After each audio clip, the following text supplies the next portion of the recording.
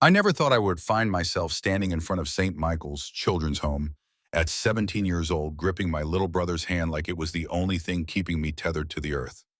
Bellamy was 12. He kept looking up at me with those wide hazel eyes, searching my face for answers I did not have. The wind picked up and blew his sandy hair across his forehead, and he did not even bother to push it away. He just stood there small and still, like a boy who had already learned that the world could take everything from you in a single night. "What is going to happen to us now, Ren?" I did not answer. I could not. The words were stuck somewhere deep in my chest, trapped beneath the weight of everything we had lost. 8 months. That was how long it had been since the accident. 8 months since the night I convinced our parents to take us to the late movie across town. 8 months since a drunk driver ran a red light and changed everything. I still remember waking up in the hospital, the fluorescent lights buzzing overhead, the smell of antiseptic and something else underneath it. Something metallic and wrong. A nurse standing beside my bed, her face arranged in that careful expression people wear when they are about to destroy your world. "Your parents did not survive the crash. I am so sorry." I remember screaming. I remember the pain shooting through my right shoulder and arm where the fire had burned through my skin. I remember a doctor explaining that I had second and third degree burns, that I would need skin grafts, that the scarring would be permanent. He spoke slowly, like he was reading from a textbook, like he was describing something that was happening to someone else entirely. But none of that mattered. What mattered was the empty chairs in my hospital room. What mattered was Bellamy crying in the bed next to mine, calling out for a mother who would never answer. What mattered was the weight that settled in my chest that night and never left. The weight of knowing it was my fault. If I had not begged to see that movie, if I had not insisted we go to the theater across town because they had better popcorn, if I had just been content to stay home and watch television like Dad suggested, they would still be alive. Mom would still be humming in the kitchen on Sunday mornings. Dad would still be teaching Belle how to throw a football in the backyard. We would still be a family, whole, unbroken, safe. But I had wanted popcorn, better popcorn, and now my parents were dead. There was something else I found in those first terrible days at the hospital, something I did not understand at the time but could not bring myself to throw away. When the nurses returned our parents' personal effects in clear plastic bags, I went through my father's jacket with trembling hands.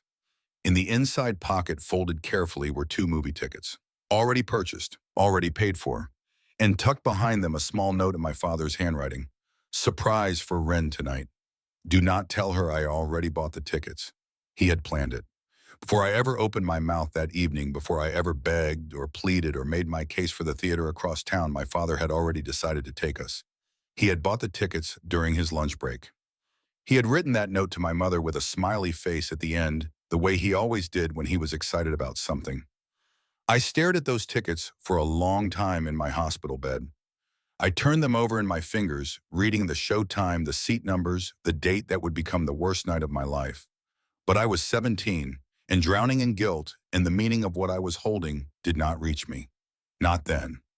I tucked the tickets back into the jacket pocket and zipped the bag shut, and I carried my guilt like a stone in my chest, heavy and sharp and permanent.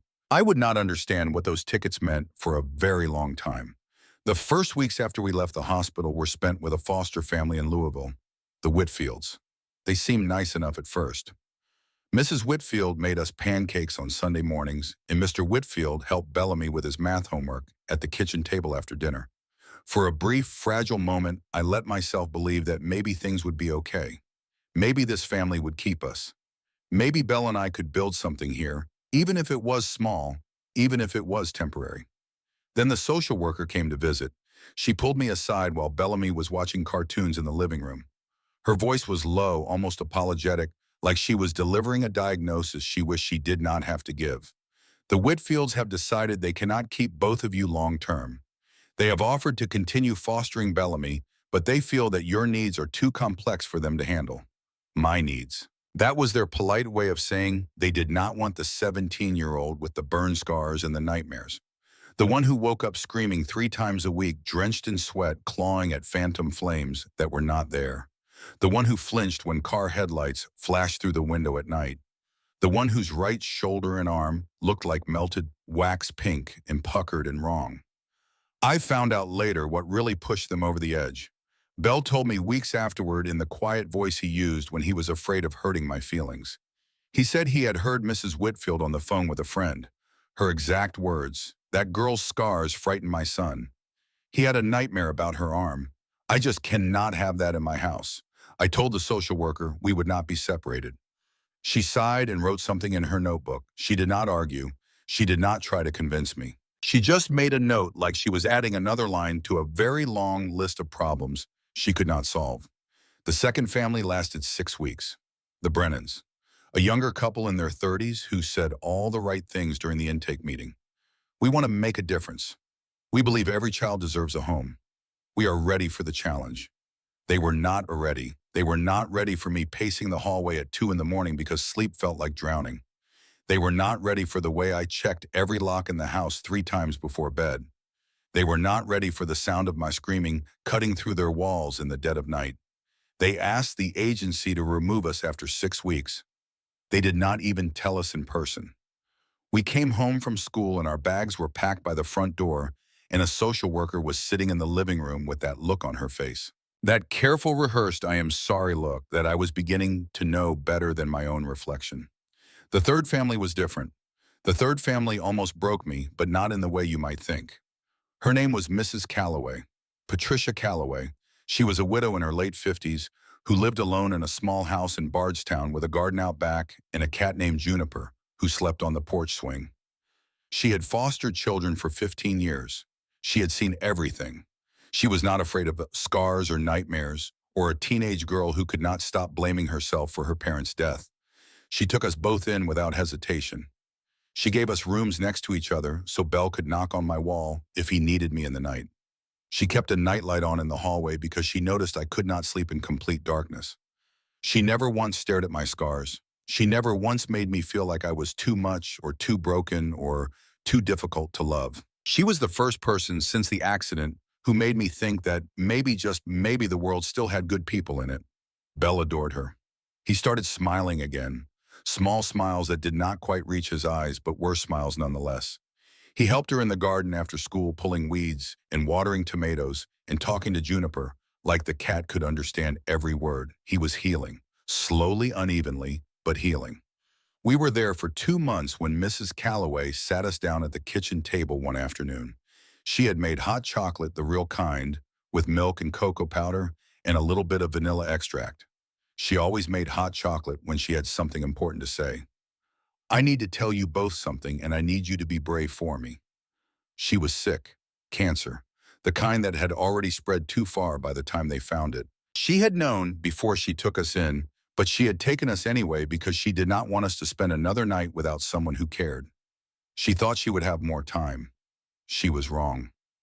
"I have to stop fostering," she said. Her eyes were wet, but her voice was steady. "The agency is coming to pick you up on Friday. I want you to know that this is not your fault. This is not because of anything you did or did not do. This is just life being unfair, and I am so sorry." Bellamy did not cry. That was what scared me the most. He just nodded very slowly and went upstairs to his room and closed the door. When I checked on him an hour later, he was sitting on the bed with a sketchbook in his lap drawing. The page was filled with gray, nothing recognizable, just gray. Layer after layer of pencil pressed so hard into the paper that the lead had torn through in places. That was the night I stopped believing in anything good lasting. That was the night I learned truly and completely that I was cursed, that anyone who got close to me would suffer for it. My parents were dead because I wanted popcorn. The Whitfields rejected me because my scars scared their son. The Brennans could not handle my nightmares. And Mrs. Calloway, the one person who had shown us genuine kindness, was dying. The common denominator in all of this was me. On our last morning with Mrs. Calloway, she pulled me aside while Belle was loading our suitcases into the social worker's car. She pressed something into my hand, a small card with her handwriting in it. "You are not a curse, Wren. You are a girl who survived something terrible, and surviving is not a sin. Do not let anyone make you believe otherwise, not even yourself." I kept that card. I kept it tucked inside the pocket of the jacket I wore every day. the jacket with the long sleeves that hid my scars. I kept it even after I stopped believing the words written on it. And then we came to St. Michael's. The building loomed above us, all red brick and tall windows, looking more like an institution than a home. The sign above the door said "Founded 1952" in gold lettering that had faded and chipped with age. I wondered how many kids had walked through those doors over the years. How many had walked back out with families? How many had simply aged out and disappeared into the world, forgotten and unclaimed, like packages that nobody came to collect? I pressed my fingers against Belle's palm, feeling his small hand in mine. In 1 year, I would turn 18, legal adult, free to make my own choices. I could get a job, rent an apartment, petition for custody of my brother. It would not be much, but it would be ours. We would not need anyone else. I just had to get us through the next 12 months. Come on, my voice came out rougher than I intended. Let us go inside. The director of St. Michael's was a woman named Mrs. Adler. She had steel gray hair pulled back in a tight bun and reading glasses that sat on the very tip of her nose like they were afraid to commit. Her office smelled like old books and coffee that had been sitting on the burner too long. The walls were covered with framed certificates and photographs of smiling children. I studied those photographs while she explained the rules. Curfew at 9, meals at 7:12 and 6, chores assigned weekly, school enrollment processed within the week. I half listened. My eyes kept drifting to the window behind her desk. Outside, I could see other kids in the courtyard, some playing basketball, others sitting alone on benches staring at nothing, their faces wearing that particular expression I had come to recognize in the mirror. The expression of someone who is waiting, waiting for someone to choose them, waiting for something better, waiting for a life that keeps not arriving. The weeks passed slowly at St. Michael's. November turned into December, and the staff put up holiday decorations that felt more desperate than festive. Paper snowflakes on the windows. A plastic tree in the common room with lights that blinked in uneven patterns. Someone had taped a paper angel to the top and it hung at an angle, like even the angel had given up trying. Belle found a friend, a quiet girl named Destiny, who had been at St. Michael's for 3 years.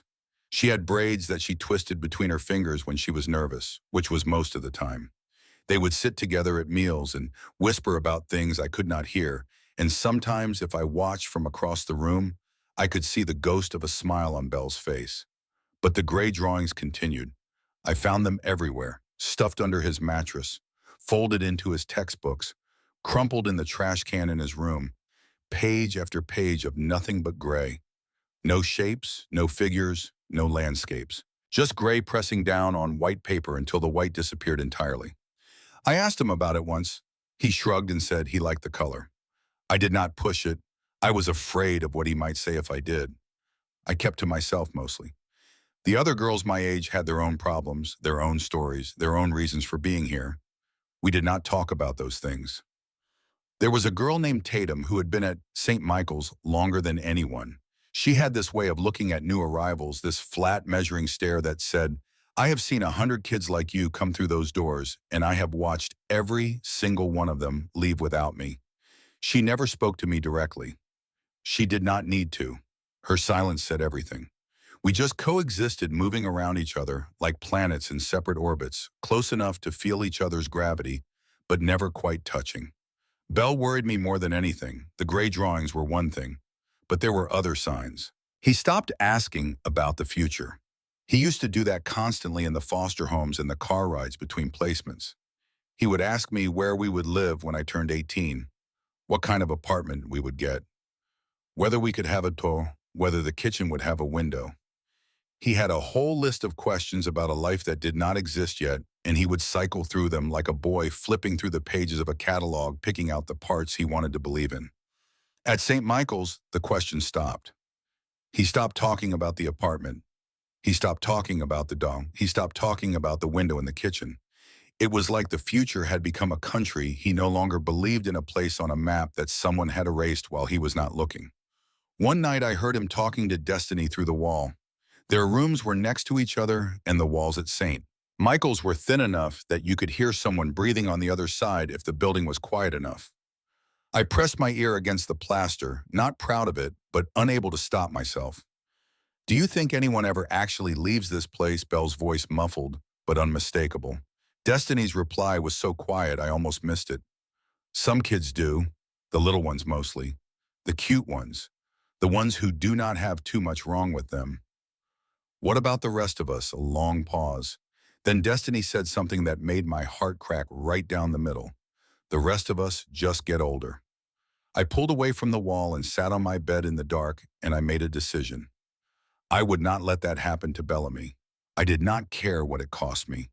I did not care how many extra shifts I had to work, or how many meals I had to skip, or how many nights I had to spend awake, planning and scheming, and fighting the system that had already failed us so many times. My brother was not going to become one of the ones who just got older. He was going to have a life, a real one, with a window in the kitchen and herbs on the sill and maybe even a dog. I just had to figure out how. At night, I would lie in my narrow bed and stare at the ceiling, listening to the sounds of the buildings settling around me, the pipes clanking, the radiator hissing. Sometimes I could hear crying from other rooms, sometimes laughter, sudden and startling, like a bird calling out in a storm. Sometimes nothing at all, just the thick, heavy silence of a place where hope goes to sit down and never stand back up. I would tell myself stories to fall asleep, stories about the future, the apartment Belle and I would have someday.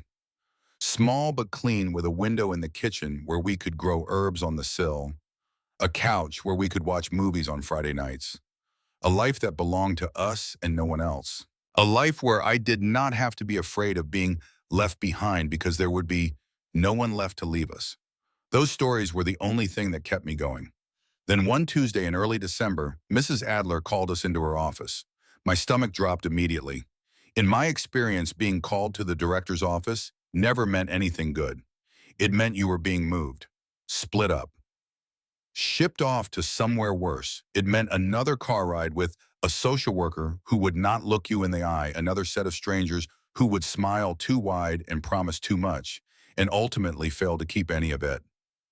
I grabbed Belle's hand as we walked down the hallway, my mind already racing through contingency plans. I had mapped out 3 different escape routes from St. Michael's.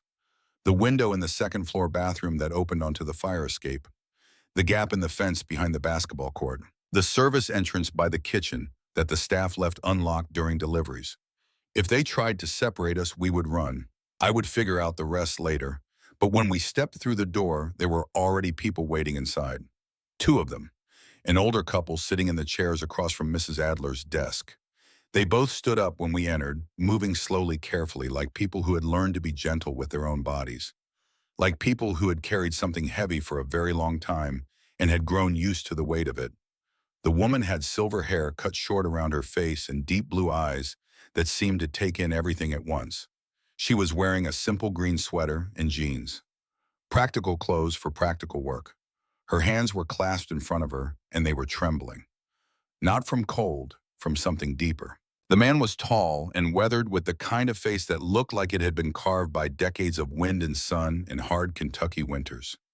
His hair was white and thin, his shoulders still broad beneath a worn flannel shirt. His hands hung at his sides, and even from across the room, I could see the calluses on his palms, thick and yellowed and permanent. Farmers' hands, working hands, hands that had built things and fixed things and held things together when everything was falling apart. When the woman saw us, moisture gathered at the corners of her eyes. She whispered something to the man beside her. I could not hear what she said, but I saw her hand reach toward us, trembling like she wanted to touch us, but was not sure if she was allowed. Like she was reaching for something she had been searching for across a very great distance.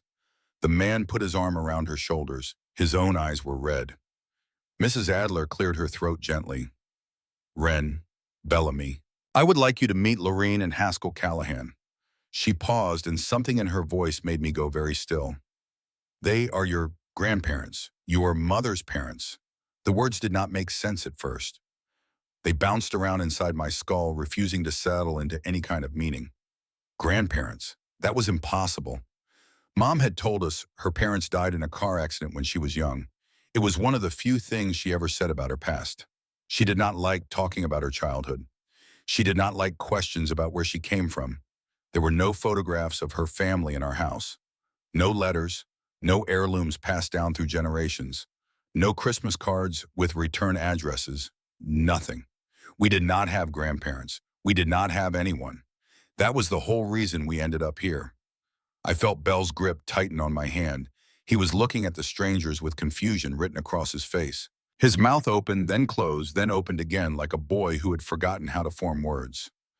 The woman took a step toward us. Her voice broke when she spoke. We did not know you existed.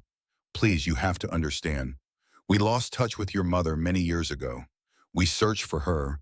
We hired people to find her. But she changed her name, moved states. Every lead went cold. She paused to wipe her eyes with the back of her hand.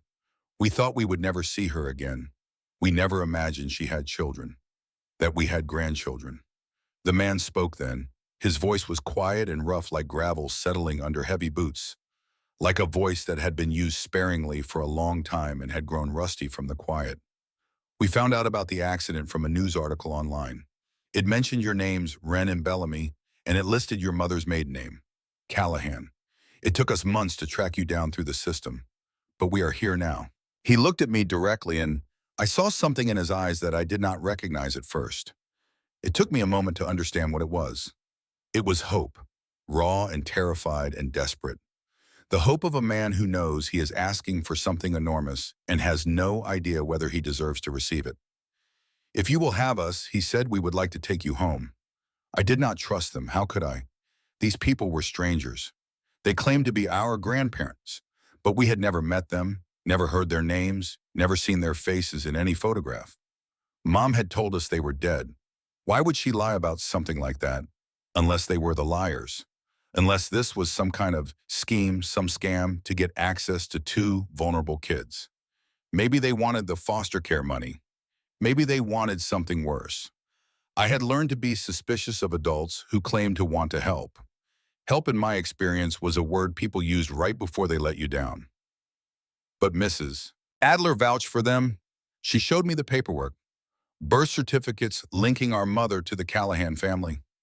DNA tests confirming the biological connection. Background checks that came back clean. Home studies that showed a stable environment. She spread it all out on her desk like evidence in a trial, letting me read every page, every stamp, every signature. They really are who they say they are, she told me privately after Lorene and Haskell had stepped into the hallway to give us space. I would not have called you in here if I was not absolutely certain. But there was something else in the paperwork. Something that sent ice through my veins.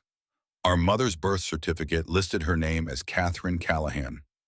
Not Caroline Matthews, not the name on her driver's license, her bank statements, her mail, the name Bellamy and I had known our entire lives. Catherine Callahan, a stranger's name, a ghost's name. My mother had not just lost touch with her parents. She had erased herself completely. She had become someone else. She had built an entire life on a foundation of lies, and she had never told us a single word about any of it. I looked at the birth certificate for a long time. The ink was old, slightly faded. The paper was thick and official. And there in the space marked mother's name and father's name were the names Lorene Callahan and Haskell Callahan. This was real. These people were real. And everything my mother had told me about where she came from was a lie. The question was why. That night, Bell came to my room. He climbed onto my bed the way he used to do when we were little, back when climbing into your sister's bed to talk about your worries was still an acceptable thing to do. He pulled the blanket over his legs and sat with his back against the wall, and for a while neither of us spoke. What do you think? His voice was small in the darkness. I do not know. They seem nice. The woman Lorene. She cried when she looked at us. Do you think she was faking? I do not know, I said again. Bell was quiet for a moment. I could hear him breathing slow and careful, like he was choosing each breath deliberately. I want to believe them. I know that is probably stupid. I know we have been disappointed before. But I want to believe that maybe this time something good is actually happening to us. I stared at the ceiling, feeling the familiar weight pressing down on my chest.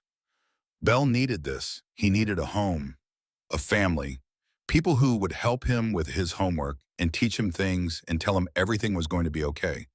He needed something I could not give him, no matter how hard I tried, no matter how many escape routes I memorized or contingency plans I made. I could not be his sister and his parent in his safe place all at once. I was 17 years old and I was drowning. And the only thing keeping me afloat was the grip of a 12-year-old boy who still believed in second chances. And if these strangers were really our grandparents, if they really wanted us, if they really could give Bell what he needed. Okay, I said quietly, we will go. 3 weeks later, we were driving down a long gravel road somewhere in Harrison County, Kentucky. Haskell was behind the wheel of an old Ford pickup that smelled like hay and motor oil and something else, something earthy and alive.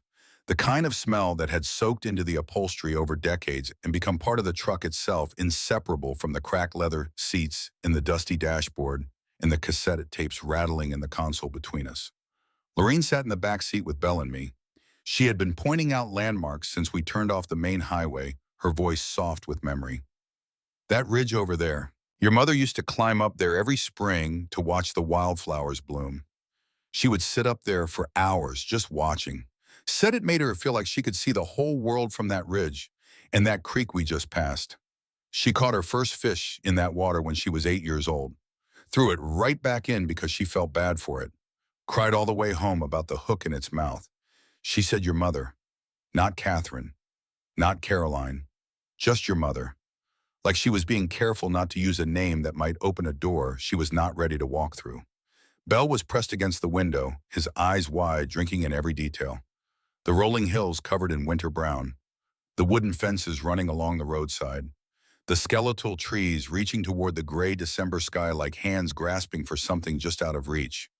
The horses grazing behind a white fence in the distance, their breath steaming in the cold air. I kept my arms crossed over my chest, my jacket zipped to my chin, hiding my scars the way I always did. I was trying not to let myself believe too much. We had been disappointed before. We had been let down before. I was not going to let Belle get hurt again. I was not going to let myself get hurt again. But when the farmhouse came into view, even I felt something loosen in my chest. Some knot that had been tied so tight for so long that I had forgotten it was there. It was a 2-story white house with a wraparound porch and empty flower boxes beneath every window waiting for spring. The paint was a little weathered in places and the porch steps looked like they could use some attention. But there was something solid about it, something anchored, something that said this house had stood through storms and droughts and hard years and lean years, and it planned to keep standing for a good while longer. Behind the house, maybe 100 yards back, stood a barn. It was red. The deep faded red of old paint and older wood. Tall and broad-shouldered against the gray sky with a peaked roof and wide doors that faced the house like they were watching over it. The kind of barn you see in paintings of the American heartland. The kind that makes you think of a simpler time, even if that simpler time never really existed. Lorene's voice was soft when she spoke. This is it. This farm has been in the Callahan family for 4 generations. Your great-great-grandfather built that barn with his own hands in 1892. Every board, every beam, every nail. She turned to look at us, and I saw her blink rapidly, fighting back the emotion that kept rising in her no matter how hard she tried to hold it down. Your mother grew up here, running through these fields, climbing these trees, riding horses through the pasture before breakfast. This was her world once. She reached over and placed her hand on Belle's knee, gentle, tentative, like she was asking permission just by touching him. And now you are home too. Those first few days were strange. Everything about the farm felt like something from another century. The way the floorboards creaked underfoot in patterns that seemed almost musical if you listened closely enough. The smell of wood smoke and baking bread that permeated every corner of the house seeped into the curtains and the quilts and the very walls themselves. The heavy silence of early mornings broken only by roosters and wind and the distant sound of horses moving in the pasture. Lorene and Haskell had prepared 2 bedrooms for us upstairs. Mine was at the end of the hall with a window that looked out over the fields behind the house. The quilt on the bed was deep blue and purple, hand-stitched with intricate patterns that must have taken months to complete. Lorene told me she started making it the day they found out we existed. Belle's room was across the hall, yellow and white, bright even in the gray December light. There was a small bookshelf filled with old children's books, their spines cracked and faded with age.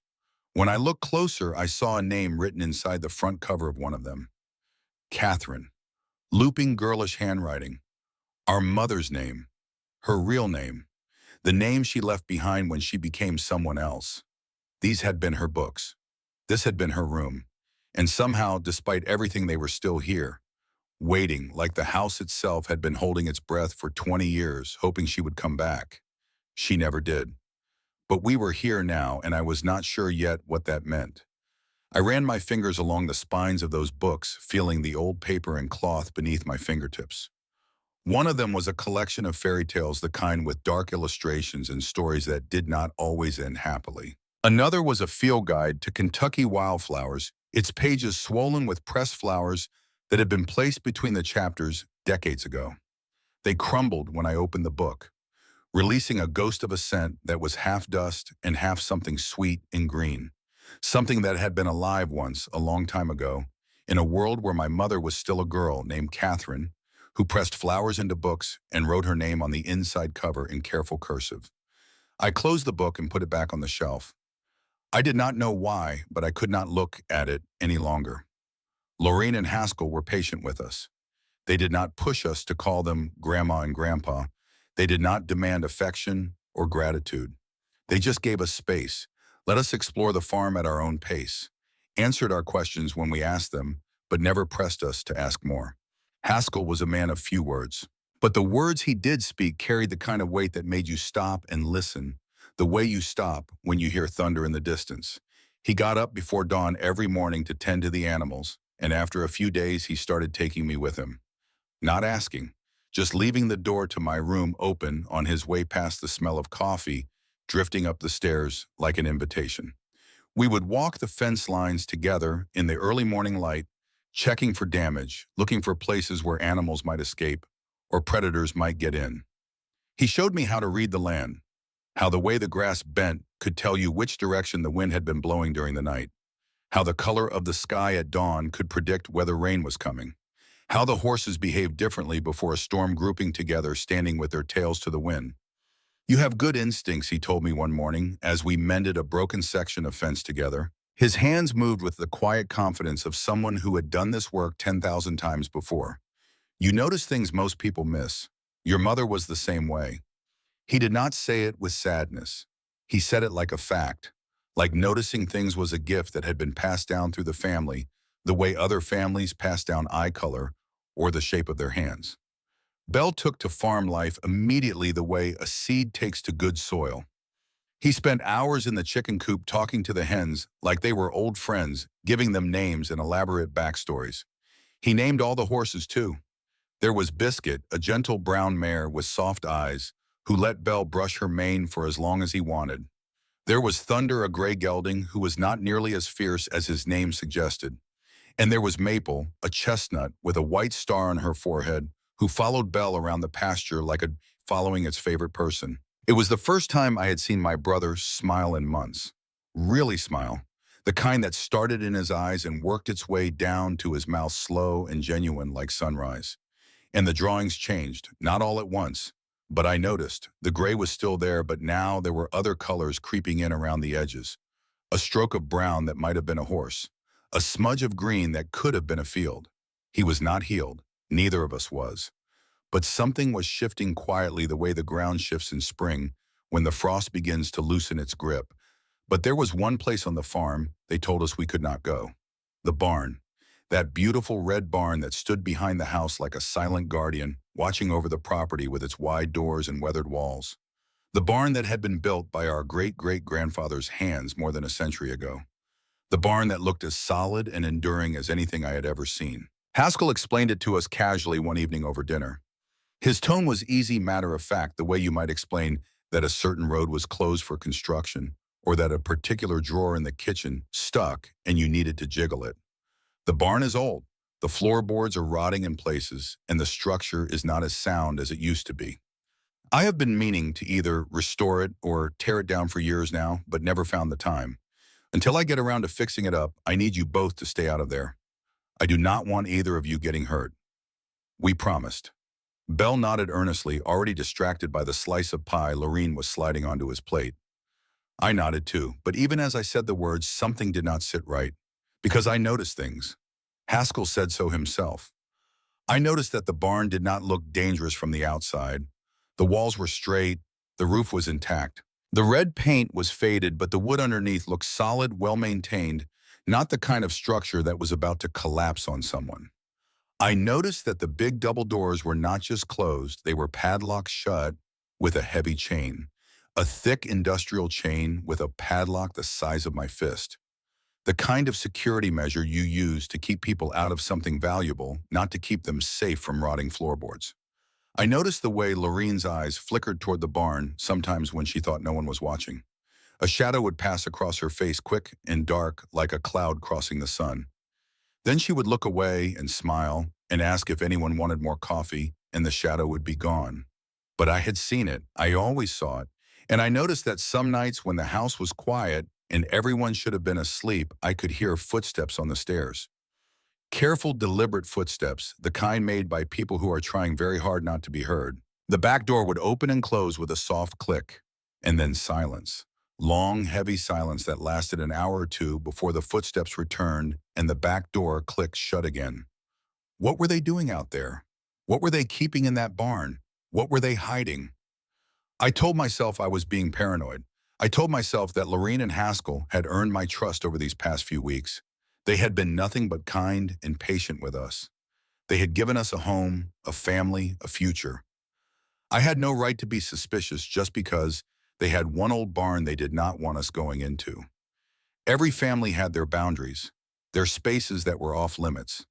This was theirs. I tried to let it go. Then came the night I could not sleep. It happened about a month after we arrived. January had settled over the farm like a heavy blanket, cold and gray and unforgiving. I woke up from the nightmare, the same one I always had. The screeching tires, the impact, the flames climbing up the side of the car like living thing, orange and hungry. Bellamy screaming somewhere in the darkness, my own hands burning, and the smell, God, the smell. I sat up in bed, heart pounding so hard I could feel it in my teeth, sweat cooling on my skin, turning cold against the winter air that seeped through the old window frame. The clock on my nightstand said 2:47 in the morning. I got up to get a glass of water, but something made me stop at the window first. I do not know why. Maybe some instinct, some gut feeling that had kept me alive through 8 months of being shuffled from one place to another. Some deep animal part of my brain that was always watching, always listening, always waiting for the next bad thing to happen. I looked out at the yard below, silver and blue in the moonlight, and I saw light coming from inside the barn. The doors were open, just a crack, but enough for warm yellow light to spill out into the darkness, like a secret being whispered too loudly. Enough for me to see movement inside, shapes, figures. I pressed my face against the cold glass, straining to see more clearly. Two figures, Lorene and Haskell. They were inside the barn, moving around, carrying things, rearranging something I could not quite make out. At one point, Haskell disappeared deeper into the structure, swallowed by the shadows, and Lorene stood alone in the doorway. Her shoulders were slumped. Even from this distance, even through the imperfect glass of a window that was probably as old as I could see the weight she was carrying. It was visible in the curve of her spine, in the way her head bowed forward, in the way she pressed both hands against the door frame, like she needed it to hold her up. When Haskell came back, he put his arm around her. They stood there together for a long moment, holding each other in the barn doorway at nearly 3 in the morning, two people clinging to each other the way you cling to a life raft in open water. Two people who looked, even from a distance, like they were drowning in something I could not see. Then they closed the barn doors. I heard the chain rattle, the padlock click shut. They walked back toward the house side by side, their breath making small white clouds in the freezing air. Their footsteps crunched softly on the frost-covered ground, growing fainter as they reached the back door. The click, the silence. I climbed back into bed, but sleep did not come. I lay there in the dark, staring at the ceiling, turning it over and over in my mind. What were they doing out there at nearly 3 in the morning? What was inside that barn that needed checking in the middle of the night? Why had Lorene looked like she was carrying the weight of the entire world on her shoulders? Maybe there were valuable antiques stored in there. Maybe important farm equipment they were worried about in the cold. Maybe they were just organizing old family possessions and could not sleep. There could be 100 innocent explanations, But I was a girl who had learned to read warning signs the way other girls learned to read books. I was a girl who had been let down by every adult who had ever promised to keep her safe. I was a girl who had learned through pain and loss and disappointment that the truth was usually hiding in the places people told you not to look. And despite my promise to stay away from that barn, despite everything Lorene and Haskell had done for us, despite the gratitude I genuinely felt toward them, the gratitude that sat right alongside my suspicion, like two animals sharing the same cage, I knew I was going to find out what they were hiding. I had to, not for myself, for Bellamy, for the Bond who was finally starting to smile again, for the boy who was drawing colors instead of gray, for the boy who called Lorene grandma for the first time last week and made her cry into her apron while she pretended she had gotten flour in her eyes. If this family was hiding something dangerous, something that could hurt my brother, I needed to know. Before it was too late, before we lost one more thing that we could not afford to lose. I lay in the dark listening to the old house settle around me, and I began to plan. Outside, the wind moved through the bare trees, making a sound like whispered conversation. The barn stood in the moonlight, red and silent and full of secrets. And somewhere in the darkness of that ancient structure, behind the chain and the padlock and the careful lies about rotting floorboards, was the truth about who Lorene and Haskell Callahan really were. The truth about who my mother really was. And the truth about why she had spent my entire life pretending that these people, these grandparents who cried when they saw us, who made quilts for children they had never met, who spoke about their daughter with a love so raw it made the air in the room feel heavy. The truth about why she had told us they were dead. I pressed my hand against the cold window glass one more time, staring at the barn until my eyes ached from the effort of seeing in the dark. Then I pulled the quilt up to my chin, the quilt Lorene had stitched by hand during the months she spent searching for us, and I closed my eyes.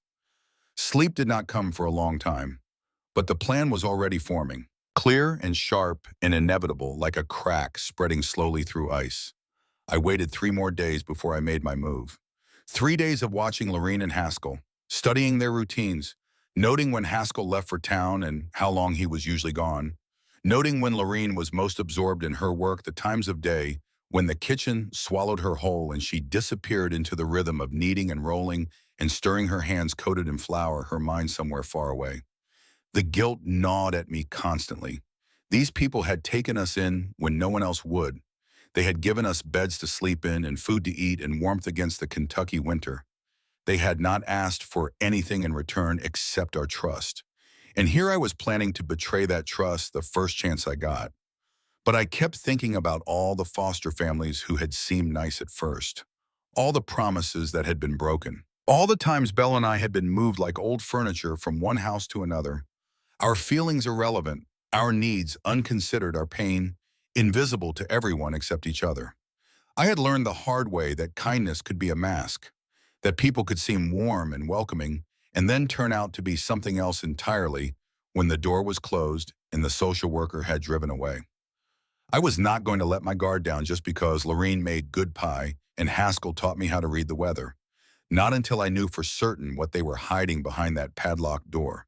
The opportunity came on a Saturday morning in early January.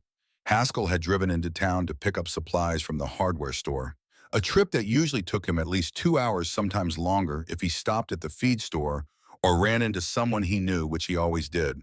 People in Harrison County moved at their own pace, and a trip to town was as much about conversation as it was about commerce. Lorene was in the kitchen. I could hear her from the hallway, the steady rhythm of dough being worked against the counter, the soft sound of her humming a melody I did not recognize. The whole house smelled like yeast and warmth, and the windows had fogged over from the heat of the oven. Belle was in the living room with his new obsession, a 1,000-piece puzzle of wild horses running through a river. Lorene had bought it for him at the general store in town, and he had been working on it every spare moment since arranging the pieces on the card table by the window, sorting them by color and shape, with the careful patience of a boy who had learned to find comfort in small, controllable tasks. He barely looked up when I told him I was going for a walk. Okay, be careful. It is cold out there. I walked casually toward the tree line, at first keeping up appearances in case anyone glanced out a window. My boots crunched on the frozen ground, each step sounding impossibly loud in the still morning air. Once I was behind the row of old oaks that separated the yard from the backfield, I circled around toward the barn. Every nerve was on edge. Every sound felt amplified. The crack of a branch under my foot, the call of a crow somewhere overhead, the distant lowing of cattle on a neighboring farm. The padlock was still on the front doors, heavy and imposing, the chain looped twice through the iron handles. I tugged on it once, but it held firm, the cold metal biting into my fingers. I walked around the perimeter of the barn, running my hand along the wooden walls, looking for another way in. The windows were too high and too small to climb through. The walls looked solid everywhere. I checked the boards fitted tightly together, well maintained, despite what Haskell had claimed about the structure being unsound. I was about to give up when I found it. On the back side of the barn, hidden from the house by the angle of the building itself, there was a section of wooden siding that had come loose at the bottom. The boards were old and weathered, the nails rusted and pulling free from the framing. When I crouched down and pulled on them, they gave way with a low groan that made my heart stop. I froze, listened. The wind, the crow again. Nothing else. Nobody came. The gap was narrow. I had to get down on my stomach and pull myself through the dirt, feeling the rough wood scrape against my back, against the scarred skin of my right shoulder that was still tender, even 8 months after the grafts. Splinters caught at my jacket and my hair. The smell of cold earth and old hay filled my nose. For a moment, wedged between the frozen ground and the bottom of the barn wall, I felt a spike of panic so sharp it nearly sent me scrambling backward. The tightness, the inability to move freely, the feeling of being trapped. But I pushed through. I always pushed through. That was the one thing the accident had taught me. When everything is on fire, you do not stop. You keep moving until you are out or until you cannot move anymore. I stood up inside the barn, brushing dirt and hay from my clothes, waiting for my eyes to adjust to the dim light. The space was bigger than I had expected. Much bigger. The ceiling rose above me into shadow, the old beams crisscrossing overhead like the ribs of some enormous sleeping animal. Sunlight filtered through cracks in the walls and roof, creating thin golden lines in the dusty air, and motes of dust drifted through them like tiny planets orbiting in slow motion. There were old farming tools hanging on the walls. A scythe with a wooden handle worn smooth by generations of hands, pitchforks, coils of rope, a harness for a horse that probably had not been used in 50 years. Bales of hay were stacked in one corner, dry in gold and smelling of summer. A tractor sat in the middle of the floor, covered in a layer of dust, so thick it looked like gray velvet. The kind of tractor you see in museums, the kind that had not turned over in decades. At first glance, it looked like exactly what Haskell had described. A normal old barn full of normal old things. The kind of building that every farm in Kentucky had, full of equipment that was too old to use but too sentimental to throw away. Nothing dangerous, nothing worth hiding. But then I noticed the other things, the things that did not belong. Boxes, stacked along the far wall, neat and orderly, sealed with fresh packing tape that gleamed in the thin light. Not old boxes, not dusty boxes, new boxes recently packed, recently organized. I counted 12 of them. A camping stove, the portable kind, sitting on a wooden crate with a propane canister beside it. Blankets folded neatly on top of another crate. Thick wool blankets, the kind you would need if you were sleeping somewhere without heat. Jugs of water, plastic gallon jugs, at least a dozen of them, lined up against the wall like soldiers standing at attention. Canned food arranged on makeshift shelves constructed from old boards and cinder blocks. Beans, soup, vegetables, fruit, enough to feed 2 people for weeks, maybe longer. It looked like someone had been preparing for an emergency, or like they were getting ready to run. My hands were shaking as I opened one of the boxes. Inside were clothes, women's clothes, Lorraine size, practical things, flannel shirts, thick socks, a heavy winter coat folded at the bottom. Another box held men's clothes, Haskell's. Another held medical supplies, bandages, antiseptic, gauze. Prescription bottles with names I did not recognize, medications for conditions I could not identify. Every box was packed with the same careful precision, the same deliberate organization. Like someone who had done this before. Like someone who knew exactly what they would need and how quickly they might need to grab it. I stood in the middle of that barn surrounded by evidence of a life lived on the edge of flight, and I felt the ground shifting beneath my feet.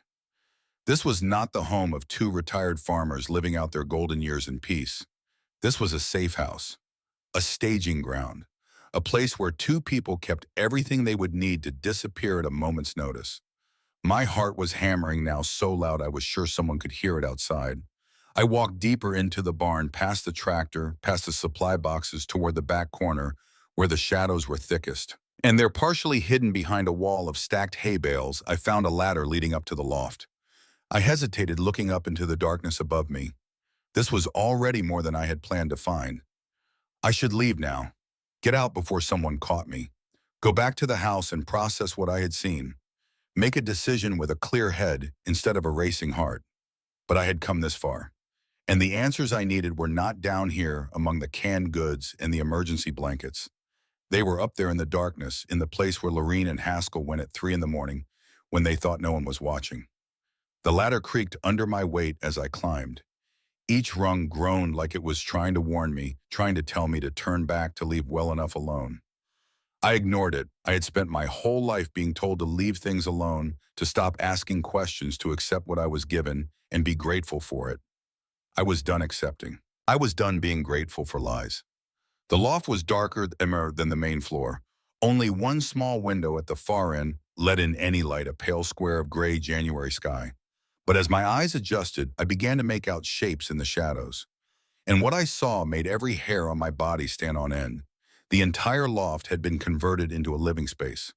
There was a mattress on the floor, not new but not old, either, with pillows and heavy blankets arranged on top. A battery-powered lamp sat beside it. More supplies, more food, more water. Books stacked against the wall, their titles invisible in the dim light. A small portable heater, the electric kind, with an extension cord snaking down through a gap in the floorboards to some power source below. Someone had been living up here, or someone had been prepared to live up here at very short notice. But it was the wall that stopped me cold. The wall behind the mattress. The wall that would have been directly above your head if you were lying in bed, looking up instead of sleeping. It was covered, every inch of it, pinned up with thumbtacks and tape and small nails layered over each other like scales on a fish, like pages torn from a history that someone could not stop reading. Newspaper clippings, dozens of them, maybe hundreds. I pulled out my phone and turned on the flashlight. My hands were shaking so badly I could barely keep the beam steady, the circle of light jerking across the wall like a frightened animal looking for a way out. The headlines, God, the headlines: local couple sought in connection with assault and kidnapping. Callahan pair still at large, after 20 years. Victim speaks out against alleged attackers who held him captive.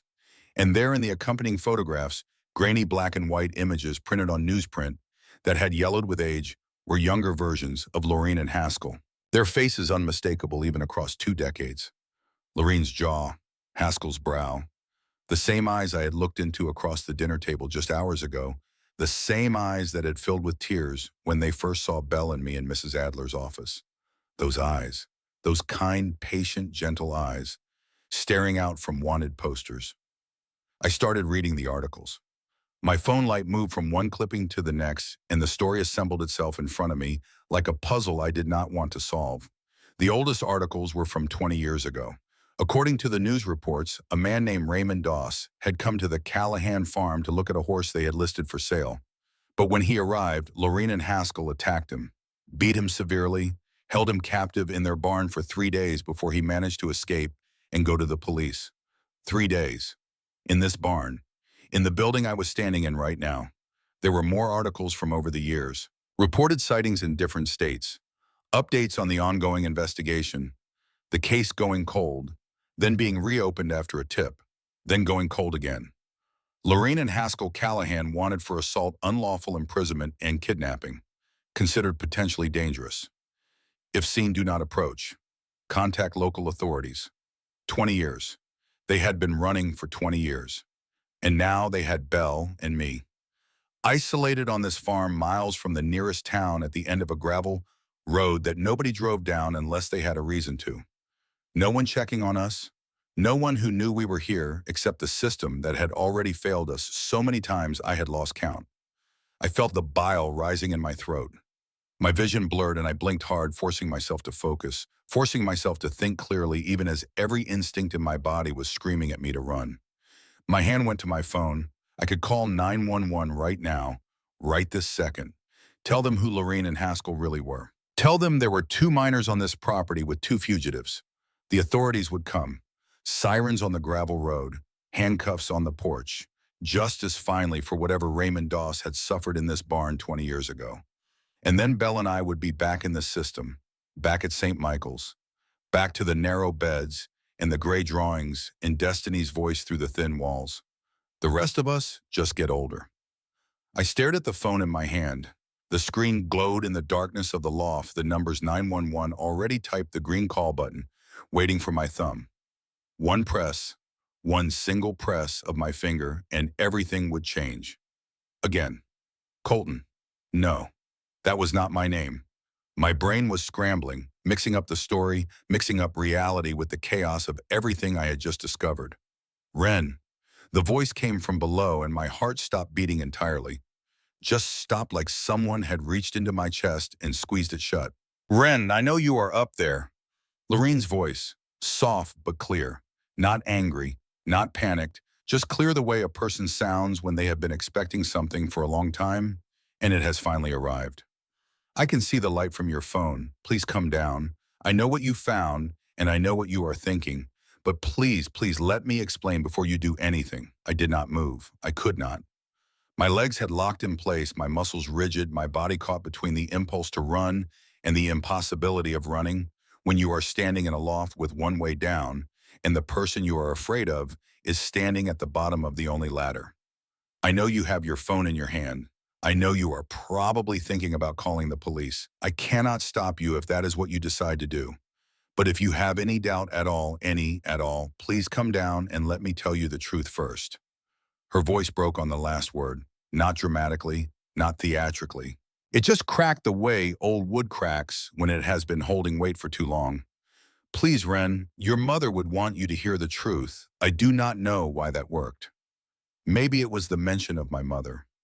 Maybe it was the pain in Lorene's voice, the kind of pain that is almost impossible to fake because it comes from somewhere so deep that no actor in the world could reach it.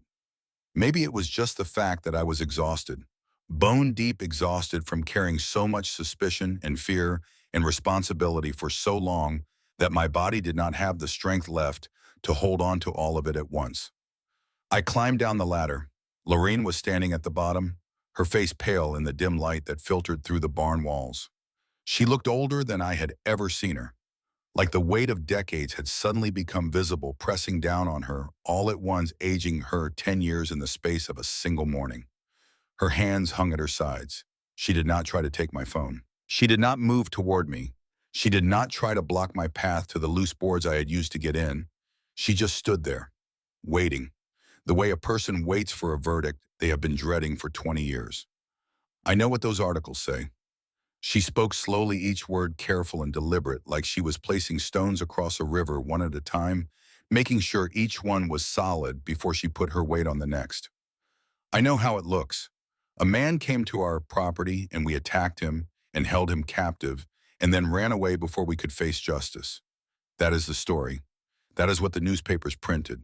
That is what the police believed. She paused. Her blue eyes found mine in the half-light. But that is not the whole story, Ren. That is not even close to the whole story. Then tell me. My voice came out sharper than I intended, edged with a fear I could not quite control. Tell me why I should not call the police right now. Tell me why I should trust anything you say when you have been lying to us this whole time.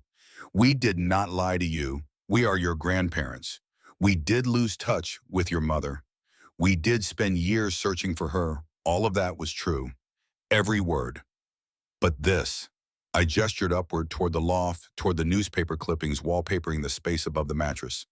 The assault, the kidnapping, being fugitives for 20 years. That is true too, is it not? Yes. She said it simply, without excuses, without deflection, without the desperate scramble for justification that guilty people usually reach for when they are cornered. Just yes, like she was laying down a weapon she had carried for too long. Yes, we did those things. We did keep that man here. We did run. But the reason why, that is what the newspapers never knew. That is what the police never understood. She walked toward the old tractor and lowered herself onto one of the hay bales beside it. She moved like a woman who had suddenly become very aware of her own bones, of the effort required to keep her body upright. She looked very tired, very fragile, like a strong wind might scatter her into pieces. The man who came to our farm that night was not here to look at a horse. His name was Raymond Doss, and he was your mother's husband, her first husband, before she ever met your father. I felt the ground tilt beneath me. The barn seemed to sway, the old beams groaning overhead, and I had to put my hand against the tractor to steady myself. Well, but she was 19 when she met him. Lorene's voice had gone distant, like she was looking through a window into a room that existed 25 years in the past. He was older, 28, charming, successful. He owned a construction company in Lexington. Nice car, nice suits, said all the right things, smiled at all the right times. He seemed like everything a young woman could want. She shook her head slowly. We did not approve of the relationship. We thought Catherine was too young, too trusting. We thought he was too controlling. There were warning signs even then. Small things, the way he always decided where they would eat, the way he answered questions she had been asked, the way his hand would tighten on her arm when he did not like what she was saying. But Catherine was stubborn. Lord, she was stubborn. She said she loved him. She married him against our wishes. She moved to Lexington to be with him. She stopped, drew a breath, let it out, drew another. And then he changed. Or maybe he had always been that way, and he was just better at hiding it before the wedding. But once they were married, once she was his, the mask came off. She looked up at me. Tears were running down her cheeks, following the veins and creases that 20 years of running had carved into her face. He heard her wren. He controlled everything she did, everyone she talked to, everywhere she went. He told her what to wear, what to eat, who she could see. He isolated her from everyone who loved her. And when she disobeyed, when she pushed back even a little, he made her pay for it. She called us one night, crying so hard she could barely speak. She had bruises she was trying to hide, but we could hear the pain in her voice. We begged her to come home. We said we would protect her. We said we would do whatever it took to keep her safe. She said she would leave him. She said she was going to file for divorce. But Raymond found out. He told her that if she tried to leave, he would come after us. He would burn down our farm, kill our animals, destroy everything our family had built over 4 generations. He said he had friends who would help him. He said no one would ever be able to prove it was him. He said he had done it before. Your mother was terrified, not for herself, for us. Lorene wiped her eyes with the heel of her hand. So she did something incredibly brave and incredibly desperate. She faked her own death. The words hung in the air between us like smoke. She staged a car accident on a rural road in the middle of the night, left her identification in the burned-out vehicle, made it look like she had died in the crash, and then she disappeared. Changed her name, changed her hair, moved halfway across the country, started a completely new life as a completely new person. Lorene paused, and then she told me the part the newspapers never printed, the part the police never knew. I drove her to that road. My hands were on the steering wheel. Haskell was the one who set the fire in the car. We did it together. The 3 of us standing on the side of a dark road in the middle of nowhere watching your mother's old life burn. She looked at me without flinching. We broke the law, Wren. We committed crimes. Insurance fraud, falsifying a death, destroying evidence. We knew what we were doing, and we did it anyway, because the alternative was watching our daughter be destroyed by a man who would never stop hurting her as long as he believed she was alive. For a while it worked. Raymond grieved or pretended to. He remarried, had a son, built a bigger company, became a respected man in his community. But he never stopped looking. Not really. It took him 5 years, but he found proof that Catherine was still alive. And once he was sure, he came to our farm. It was late. We were already in bed.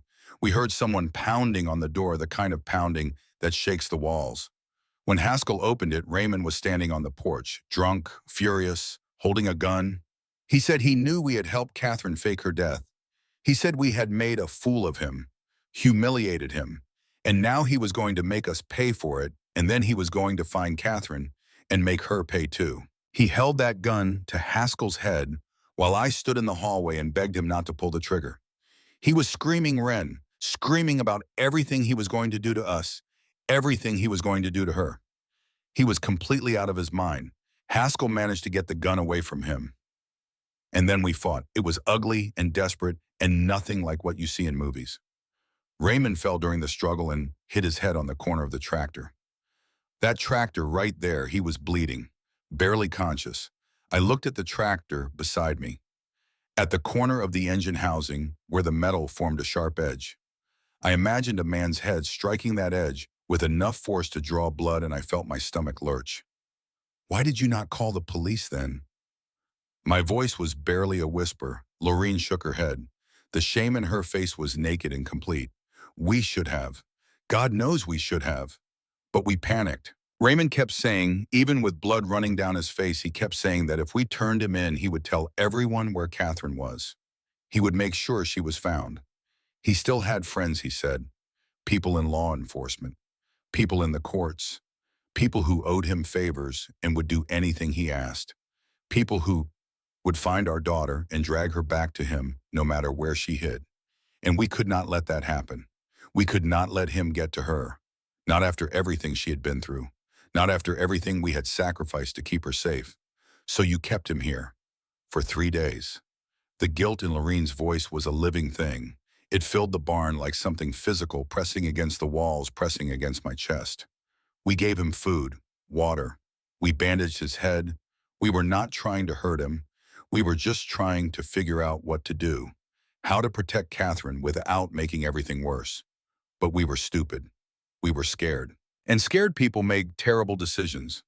He got loose on the third night, slipped the rope we had used to restrain him, went straight to the police and told them we had attacked him without provocation, said he had come to look at a horse and we had beaten him and held him prisoner.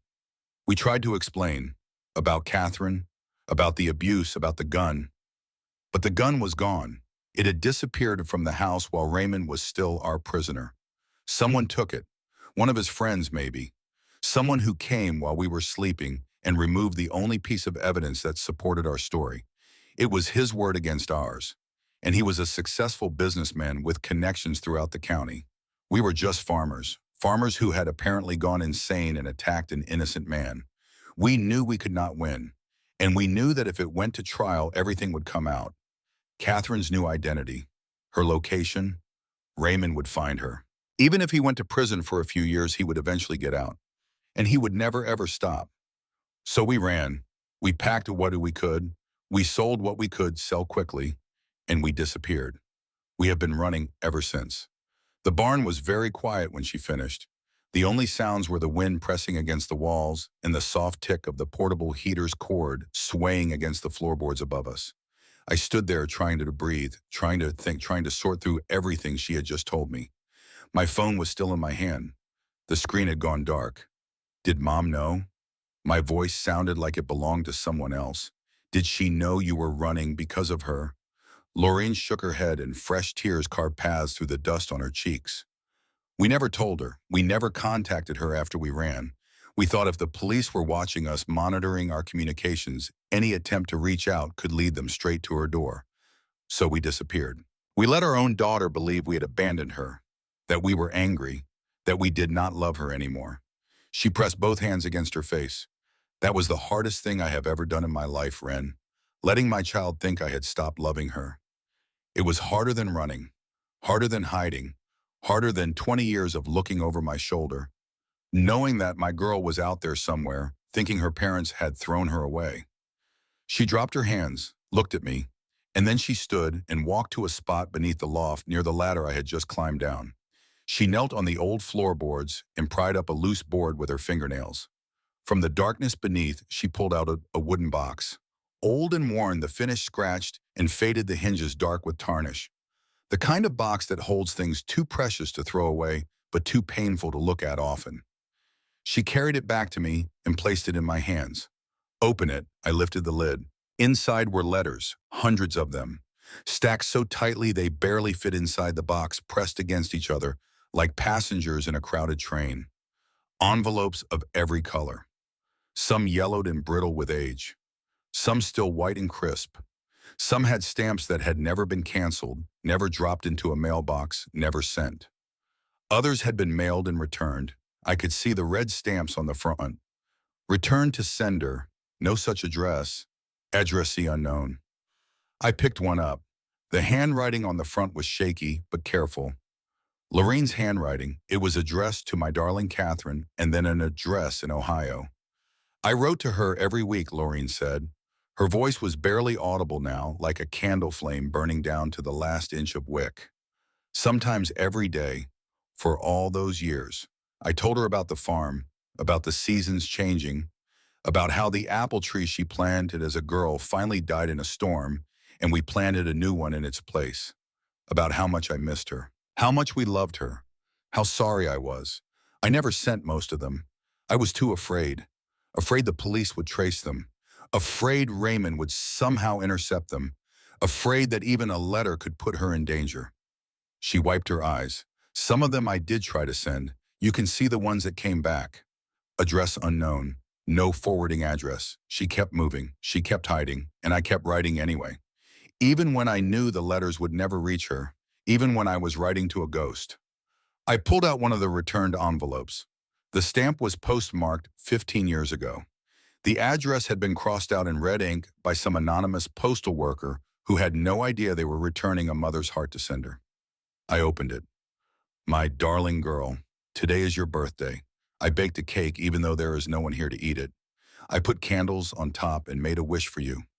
I wish that you were safe. I wish that you were happy. I wish that someday, somehow, you would know that I never stopped loving you. Not for a single day. My hands were shaking so badly I could barely hold the paper. This was not just a box of letters. This was 20 years of grief given form. 20 years of love with nowhere to go. A mother's heart breaking over and over again in the dark writing words her daughter would never read. She never knew. I looked up at Lorraine. Mom never knew you were still trying to reach her. Lorraine shook her head. I reached deeper into the box and my fingers found something different at the very bottom. Not a handwritten letter, an envelope that was typed. Official looking, thick paper, a law firm's return address printed in the corner. Lorraine saw what I was holding and something changed in her face. The grief was still there, but beneath it something else rose to the surface. Something I could not name at first. This arrived 3 weeks before we found you, she said. It is how we knew you existed. I opened the envelope. Inside were 2 pieces of paper. The first was a letter from an attorney representing the estate of one Caroline Matthews, formerly Catherine Callahan, explaining that Mrs. Matthews had left instructions for this correspondence to be delivered in the event of her death. The second was in my mother's handwriting. I recognized it immediately. The loops of her letters, the way she crossed her T's with a little upward flick at the end, the way she pressed hard on certain words like she was trying to push her meaning through the paper itself. Dear Mom and Dad, it began. If you are reading this, it means I am gone, and it means the lawyers finally found you. I always knew you were out there somewhere. I always knew you did not really abandon me. It took me a long time to understand what happened. Years of searching through old newspaper archives. Years of whispering questions to people who remembered pieces of the story. Years of filling in the gaps that never quite made sense. But I figured it out. Eventually, I know what Raymond did. I know what you did to protect me. I know why you had to run. And I forgive you. I forgave you a long time ago. I am so sorry I never reached out. I was scared the same way you were scared. Scared that if I tried to find you, I would put you in danger. Scared that Raymond still had people watching. Scared that one phone call or one letter would unravel everything you had sacrificed for me. But I want you to know that I had a good life. I met a wonderful man. I had 2 beautiful children, Ren and Bellamy. They are my whole world. They are the best thing I have ever done. I have enclosed information about where they will be placed if anything happens to me and their father. If you can find them, please take care of them. Please give them the life I had growing up on the farm. The life with horses and open fields and stars you can actually see at night. The life I always wanted to give them, but was too afraid to go back for. Tell them about me, the real me. Tell them about the farm. Tell them about the family they never got to know, and tell them that I love them, that I have always loved them, that I am so sorry I will not be there to watch them grow up. Take care of my children, Mom and Dad, and know that I love you too. I never stopped. Your daughter, Catherine. I do not know how long I stood there.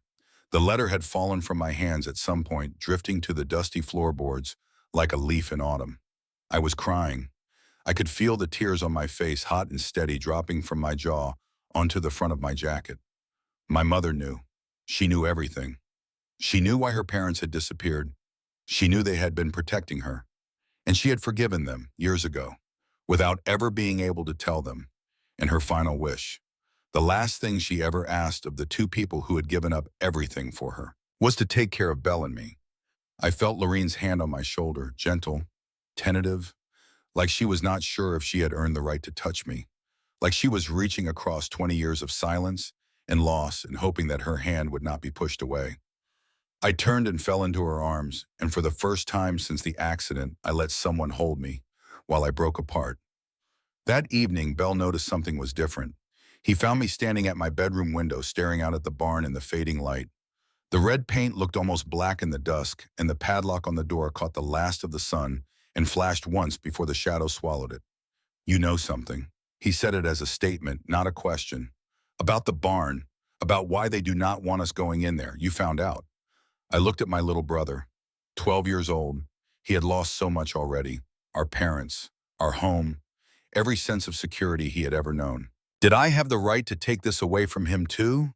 The only real family we had left. The grandmother who was teaching him to make pie. The grandfather who had started showing him how to care for the horses. The first people since Mrs. Calloway who had made him feel like he belonged somewhere. I will tell you someday. I said it carefully, weighing every word. When you are older, when it makes more sense, but for right now, I need you to trust me. Can you do that? He studied my face for a long moment. His hazel eyes, so much like our mother's, moved across my features the way they moved across a puzzle, looking for the piece that would make the picture come together. Are they good people, Lorene and Haskell? Are they really our grandparents? Yes, I said it with more certainty than I had felt about anything in 8 months. They are good people, and they are really our family. He nodded slowly. Then I trust you. He turned and went back downstairs. A moment later, I heard his voice drifting up through the floorboards, asking Lorene a question about the proper way to roll out pie crust. And then Lorene's voice, patient and warm, explaining. And then laughter. Belle's laughter rising through the old house like something that had been locked away for too long and was finally being set free. That night, after everyone else had gone to bed, I found Lorene and Haskell sitting together on the back porch. They were holding hands, looking out at the stars scattered across the Kentucky sky. The cold did not seem to bother them. They had spent 20 years in places far colder than this. I have conditions. I said it quietly, stepping out to join them. Before I agreed to keep the secret, they both turned to look at me, waiting. Their faces pale in the starlight, lined and weathered, and full of something that looked like the first fragile shoots of hope pushing up through frozen ground. First, you tell Belle the truth, eventually. Not now. Maybe not for years. But someday when he is old enough, he deserves to know the real story. Where he came from, who his mother really was. All of it. Haskell nodded slowly. His jaw was tight, but his eyes were steady.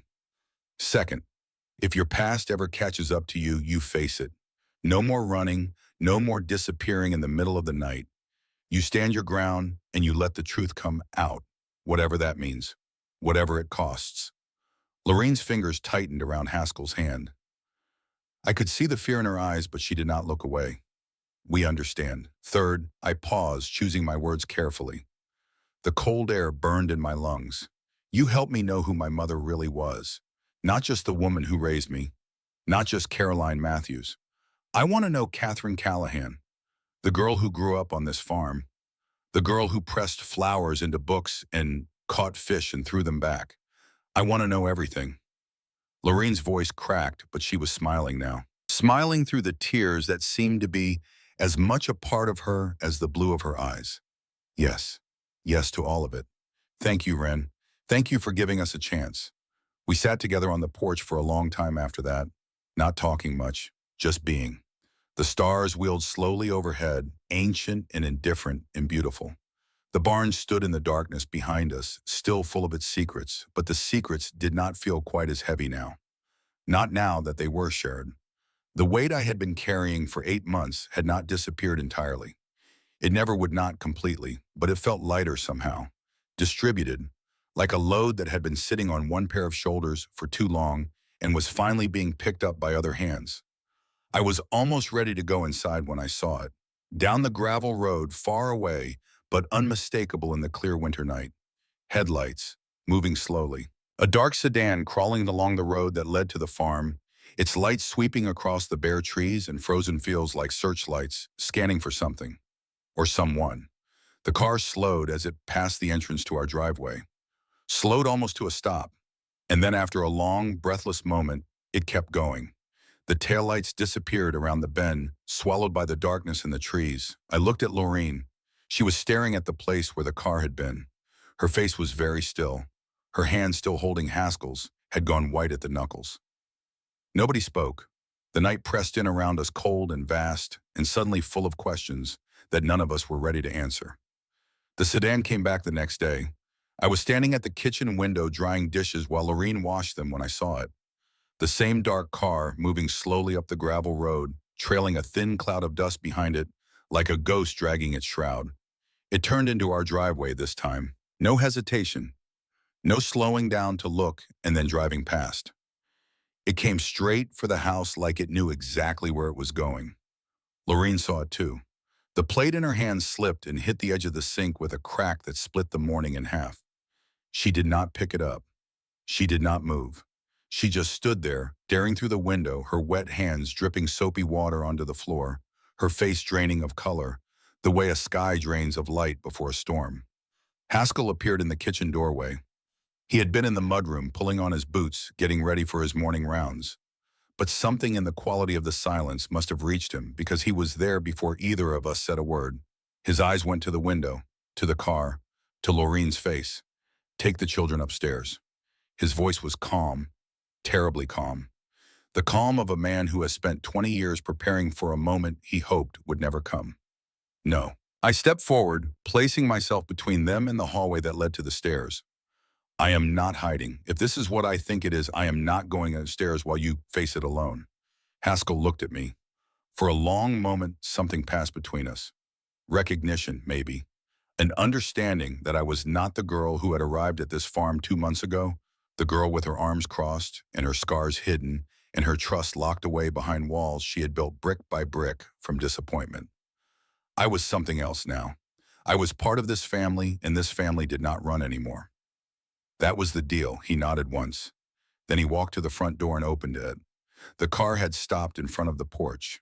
The engine ticked as it cooled. A single man stepped out.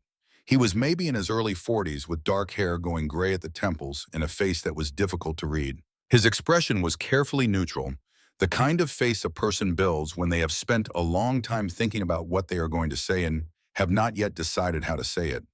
He wore jeans and a plain button-down shirt. Nothing that identified him as police. Nothing that identified him as anything at all. He walked toward the porch slowly. His eyes moved over all of us, Laureen in the doorway, with her hands still wet, Haskell on the top step with his shoulders squared, me standing just behind them with my phone in my back pocket and my heart beating so hard I could feel it in my wrists. And Belle, who had appeared at the living room window, his puzzle forgotten, his face pressed against the glass. The man stopped at the bottom of the steps. Laureen and Haskell Callahan. Laureen stepped forward, her chin was raised, her hands had stopped trembling. Whatever was coming, she was going to meet it standing up. Who wants to know? The man reached into his pocket. I tensed. Haskell's hand moved instinctively toward the shovel leaning against the porch railing. But all the man pulled out was a photograph. Old and worn, its edges soft and rounded from years of handling, like a stone that has been tumbled smooth by a river. He held it up so we could see it. My name is Nolan Doss. I am Raymond Doss's son. I heard Laureen's sharp intake of breath, saw Haskell's hand close around the handle of the shovel. The name hit the porch like a physical thing, like a stone thrown through a window, and for a moment nobody moved. Nobody breathed. The January wind cut across the yard and rattled the bare branches of the old oak tree and pushed against the front door like it was trying to get inside. Wren, take your brother upstairs. Now. I did not move. Something about the man's face held me in place. Something about the way he was holding that photograph, not like a weapon, not like evidence, but like something fragile and important and sad. He was looking at it the way you look at a picture of someone you loved who is gone, not with anger, with grief. He looked down at the photograph in his hand. I was 12 years old when my father came home ranting about two farmers who had attacked him for no reason. 12 years old when he told me he was going to make sure they paid for what they did. He told the story at dinner like it was something that had happened to him, something he was the victim of. And I believed him. I was 12. He was my father. Of course I believed him. He looked up at Laureen. But I am not 12 anymore. And I know my father was a monster. The tension on the porch shifted. It did not disappear, but it changed shape the way ice changes shape when the temperature rises just enough. Still solid, still dangerous, but something underneath beginning to give way. After he came back from this farm, he was angrier than I had ever seen him. Nolan's voice was steady, but there was a weight beneath it, the weight of a man who has carried someone else's sins for most of his life. He drank more, he raged more, and my mother became his next target. He held the photograph out toward us. I could see it more clearly now. A woman, young, dark hair pulled back from a face that was pretty in a tired, worn-down way. Eyes that looked like they had seen too much and had stopped being surprised by any of it. She tried to leave him 4 times. Each time he found her. Each time he brought her back. Each time the punishment was worse than the last. He paused, swallowed. The muscles in his jaw worked beneath the skin. Finally, she gathered enough evidence that the police could not look the other way anymore. Hospital records, photographs of what he did to her, statements from neighbors who had heard the screaming through the walls. He nearly killed her that last time. Put her in the hospital for 3 months. Shattered her cheekbone. Collapsed her lung. She was 34 years old and she looked 60. He put the photograph back in his pocket, carefully, the way you handle something that is simultaneously the most precious and the most painful thing you own. He got 15 years, served 8, died in a prison fight about 8 years ago. Something about gambling debts he could not pay. The kind of man who made enemies everywhere he went, even behind bars. He has been dead now longer than he was ever in prison. I watched Nolan's face for any sign of grief, any flicker of loss or regret, or the complicated, tangled love that children sometimes feel for parents who did not deserve it. There was none. His face was clean of it, swept bare like a field after a fire. I have been trying to find you for years. He looked at Laureen, then at Haskell, then at me. Not to hurt you, not to finish what my father started, not for revenge or justice or any of the things you are probably afraid of right now. He took a breath. I came to apologize for what he did to your daughter, for what he did to you, for the 20 years he stole from your lives, and I came to tell you something I thought you should know. He reached into his other pocket and pulled out an envelope. White, crisp, official. My father had connections everywhere. Friends who owed him favors, people in law enforcement, people in local government, people in the courts. A whole network of men who looked the other way when he hurt women and closed ranks when anyone tried to hold him accountable. When he died, all of that died with him. Every last thread of it. There is no one left looking for you. No one left who cares about a 20-year-old case that most people have forgotten ever existed. He held the envelope out to Haskell. I talked to a lawyer before I came here. A good one. The statute of limitations on the charges against you expired 5 years ago. Even if someone wanted to prosecute, they legally cannot. The case is dead. It has been dead for half a decade. Haskell took the envelope. His hands, those big, calloused farmer's hands that had built fences and delivered foals and held his wife through 20 years of fear, those hands were shaking. You are free, Nolan said. You have been free for 5 years. You just did not know it. The words settled over the porch like the first warm day after a long winter. Free. Such a small word for such an enormous thing. 4 letters, 1 syllable. And inside it, an entire life that had been put on hold, waiting in the dark, waiting for permission to begin again. Laureen made a sound, not a word, not a cry, something deeper than both. Something that came from a place in her body that language could not reach. And then she was crying. Not the quiet tears I had seen in the barn, not the careful, controlled grief of a woman who had learned to cry silently so that no one would hear. This was different. This was 20 years of pressure releasing all at once, great heaving sobs that shook her entire body, that bent her forward at the waist, that would have brought her to her knees if Haskell had not been there to hold her up. And Haskell who never cried, Haskell who spoke in short sentences and expressed love through action rather than words, Haskell whose face was carved from the same stone as the Kentucky hills. His eyes were streaming. His jaw was clenched so tight I could see the muscles jumping beneath his skin. He held Lorene against his chest with one arm and gripped the porch railing with the other, and he wept without making a sound, the tears running down the deep creases of his face and disappearing into the collar of his flannel shirt. I stood behind them and let them have this moment that was 20 years in the making. This moment that they had earned with every sleepless night, every cold morning in a new town, every letter written and never sent, every birthday spent alone, every Christmas without their daughter, every day of looking over their shoulders and wondering if today was the day it all fell apart. They were free, and the weight of that freedom was almost too much to bear. Nolan Doss stayed for dinner. It was Lorene's idea. She wiped her eyes, straightened her back, and invited him inside with the quiet dignity of a woman who understood something profound about the nature of forgiveness. This man was the son of the person who had caused her family more pain than most people could imagine. But he was also a victim, another life damaged by the same malignant hands. Bell did not know the full story. He knew only that a visitor had come and that the visitor was staying for supper and that the adults seemed to be carrying something heavy between them that he could sense but not see. He sat at the table with his usual quiet watchfulness, eating the pot roast Lorene had made, glancing between the faces around him like a boy trying to read a book written in a language he had not yet learned. Nolan told us about his mother, how she had rebuilt her life after Raymond went to prison, how she had moved to a small town in Tennessee and opened a bakery and slowly, year by year, learned to stop flinching when a man raised his voice, how she was still alive, still baking, still healing even now, even after all these years.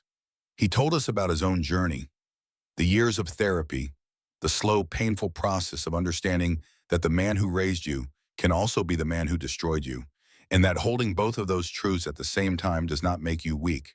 It makes you honest. He told us about the day he finally understood what his father had done to Catherine, the first wife, the wife no one talked about, the wife who had supposedly died in a car accident that no one ever investigated too carefully because Raymond had friends who made sure the questions stopped before they got too close to the answers. I spent years putting the pieces together, he said, quietly, his fork resting on his plate, his food mostly untouched, tracking down old records, talking to people who remembered. I knew my father was a monster. I had always known that in the way children know things they cannot yet articulate. But I did not understand how many lives he had wrecked until I started really looking. He looked at Lorene. What you did keeping him here for those 3 days, it was not right. I know that. You know that. But I also know why you did it. You were trying to protect your daughter from a man who would have hunted her to the ends of the earth if he thought she was still breathing. He paused. I cannot give you back the years you lost. I cannot undo what my father did. But I can tell you that he is gone. Truly gone. He cannot hurt anyone anymore. Not your daughter's memory. Not these children. Not you.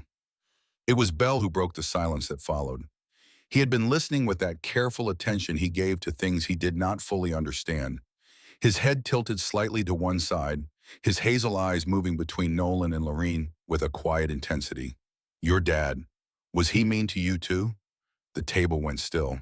Lorene's hand tightened on her napkin. Haskell's eyes dropped to his plate.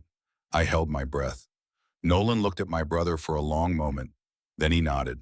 Yes, he was. Bell considered this. Then with the devastating simplicity that only a 12-year-old can manage, he asked the question that none of the adults at that table had the courage to ask. Did he love you? Nolan was quiet for what felt like a very long time. The clock on the wall ticked. The radiator hissed. Outside, the wind pushed against the windows like it was trying to hear the answer. Not in the way a father should love his son, No, Bell nodded slowly, like this confirmed something he had already suspected about the world. Then he picked up his fork and went back to his pot roast, and the conversation moved on, carried forward by the simple, stubborn momentum of a family sitting around a table, doing the most ordinary and most sacred thing in the world, sharing a meal. After Nolan left, after his taillights had disappeared down the gravel road and the sound of his engine had faded into the evening silence, we sat together in the living room. All four of us. Bell had curled up beside me on the couch, his head against my shoulder, his body warm and heavy, with the drowsy weight of a boy who had eaten too much pot roast and was fighting to stay awake. "What happens now?" I asked. Haskell looked at Laureen. She wiped her eyes one last time and smiled. And when she spoke, her voice was clear and strong and full of something I had not heard in it before. Not hope exactly, something beyond hope. Certainty. Now we live. We stop running, we stop hiding, we stop waiting for the other shoe to drop. She reached over and took my hand, and her grip was firm and warm and sure. Now we become the family your mother wanted us to be. 2 weeks later, another car came up the drive. This time, Lorene did not freeze. This time, Haskell did not reach for anything. They knew who was coming. They had been expecting him. Sheriff Harlan Bryce was an older man, maybe late 60s, with a face that had seen too many cold mornings and a pair of eyes that had seen too many things he wished he could forget. He had a measured way of moving slow and deliberate, like a man who had learned a long time ago that rushing led to mistakes and mistakes led to consequences that kept you up at night. He sat on the porch with a cup of coffee cradled between his palms, looking out at the fields like a man who had something heavy to deliver and was gathering his strength for the lifting. I was 23 years old when that case came across my desk. He spoke without looking at us, his eyes fixed on the horizon, on the line, where the brown winter fields met the gray winter sky. A young deputy, still learning, still believing that the system worked the way it was supposed to work. I was the one who took Raymond Doss's statement at the hospital, sat across from him with a notepad and a pen and wrote down every word he said. He shook his head slowly. And even then, something about it did not sit right with me. A man shows up at a farm to look at a horse and gets attacked for no reason. By two people who have never had so much as a parking ticket. Two people who were known throughout the county as honest, hardworking, decent folks. The kind of people who brought casseroles to sick neighbors and plowed the church parking lot after snowstorms without being asked. He took a sip of his coffee. "After you disappeared, I kept digging. On my own time. Quietly. Found out things about Raymond Doss that never made it into the official record. His history of violence, the restraining orders filed by other women. The first wife who had supposedly died in a car accident, but whose body was never actually recovered from the wreckage." He looked at Lorene. "I tried to bring it to my superiors, but Raymond had friends, people in the department, people above the department, people who were not interested in looking too closely at the life of a man who donated generously to the county sheriff's re-election campaign." He set his coffee down on the porch railing. Eventually, I had to let it go. The case went cold. Life moved on. I made detective, made sergeant, made sheriff. And the whole time for 40 years, that case sat in the back of my mind like a splinter I could not reach. He reached into his jacket pocket and pulled out a folded piece of paper. "When I heard you two had come back to the farm, I pulled the old files from storage. The department digitized everything about 5 years ago, and during that process, I found something that had been misfiled for 2 decades. He unfolded the paper carefully the way you unfold something that is old and fragile and important. It was in a folder marked for a completely different case. Someone buried it there deliberately. I have my suspicions about who. One of Raymond's friends in the department, most likely, a man named Colbert who retired in '04 and died of a heart attack in '09. But it does not matter now. What matters is what is on this paper." He held it out to us. It was a photograph. Grainy and dark, printed on the kind of paper that police departments use for surveillance images. 20 years ago, a security camera still framed from a gas station. The timestamp in the corner read the exact date of the night Raymond Doss claimed he was attacked without provocation. The image showed a car pulling into the gas station lot. Through the windshield, blurred but unmistakable, was the figure of a man behind the wheel. And in that man's hand, clearly visible, even through the grain and the glare, and the 2 decades of age that separated the image from the present moment, was a gun. This proves he came to your farm armed, Sheriff Bryce said. It proves he was the aggressor, not the victim. It proves that everything he told the police that night was a lie. Every single word. He folded the photograph and placed it on the porch railing beside his coffee cup. The statute of limitations has long since expired. There is nothing to prosecute even if there was a district attorney in this county who wanted to try. But I thought you should have this. Proof, after all these years. Proof that you were telling the truth all along. He stood up slowly the way older men stand when their knees have been protesting for the last decade, and they have learned to negotiate with the pain rather than fight it. I am sorry it took me so long to find this. I am sorry you spent all that time running when you should have been here, living your lives, raising your granddaughter and grandson, being the people you always were. He looked at Belle and me.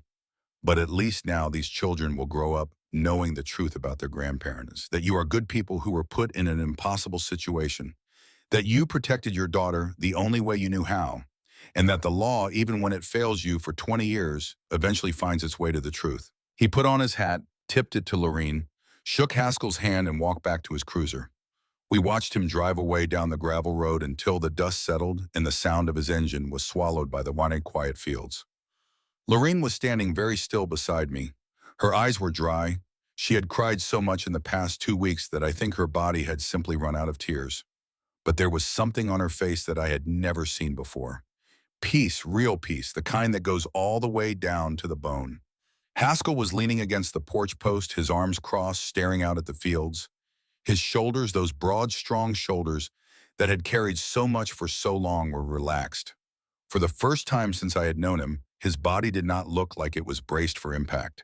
He just looked like an old farmer standing on his porch on a winter afternoon, watching his land, thinking about spring.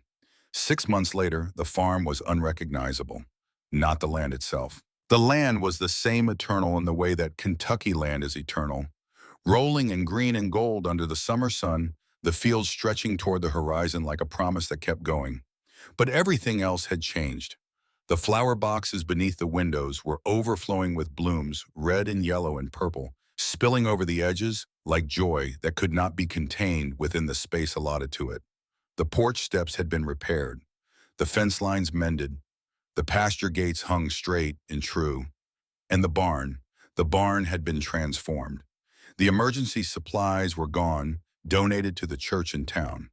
The newspaper clippings had been taken down from the loft wall, folded carefully, and filed away in a box with the letters. The mattress and the portable heater in the camping stove had been removed. The padlock and the chain were gone. The doors stood open in the summer breeze and sunlight poured through them like water through a broken dam, flooding the old floorboards with warmth and light. It was just a barn again, a beautiful old red barn that smelled like hay and horses and history. Nothing more. Nothing less. I turned 18 on a morning in June. The air smelled like cut grass and honeysuckle, and the particular sweetness that Kentucky summer has, the sweetness of things growing and blooming and being alive. Bell came bursting into my room before dawn the way he did everything now, with energy and noise and a complete disregard for other people's sleep schedules. Wake up. Grandma Lorene is making your favorite breakfast, and Grandpa Haskell says he has something to show you after. Get up, come on! I groaned and pulled the pillow over my head. It is barely light outside, Belle. He yanked the pillow away with the righteous authority of a 12-year-old who has decided something is happening and will not be deterred. It is your birthday. You do not get to sleep in on your birthday. That is the rule. He was grinning. His whole face was alive with it, bright and open and full of the kind of happiness that does not need a reason. The shadows that had haunted his eyes for so long, the gray that had seeped into his drawings, all of it was fading. Not gone. Maybe never completely gone, but fading the way scars fade slowly over time until one day you look at them and realize they are part of you, but they no longer define you. I let him drag me downstairs. The kitchen was warm and golden with morning light. Lorene was at the stove humming the melody she always hummed, the one I had never been able to identify and had eventually stopped trying to. It was hers. It belonged to this kitchen, to this house, to the rhythm of her hands moving over pots and pans and mixing bowls. Bacon sizzled, pancakes bubbled on the griddle, The coffee maker gurgled and hissed. Haskell was sitting at the table with his cup, a wrapped package beside his plate. He looked up when I came in, and his face did something it rarely did. It softened. "Happy birthday, sweetheart." He had started calling me that a few weeks ago, the first time I had not known how to respond. The word had landed in my chest like a bird settling on a branch it was not sure could hold its weight.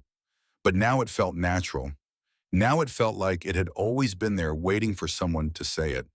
For the first time since the accident, I wore a short-sleeved shirt. It was something I had been building toward for months without fully realizing it. The slow process of uncovering. Of letting the scars on my right shoulder and arm be visible pink and puckered against my skin. The topography of a night that had taken everything and somehow impossibly led me here. Lorene glanced at my bare arm as she set a plate of pancakes in front of me. She did not stare. She did not look away.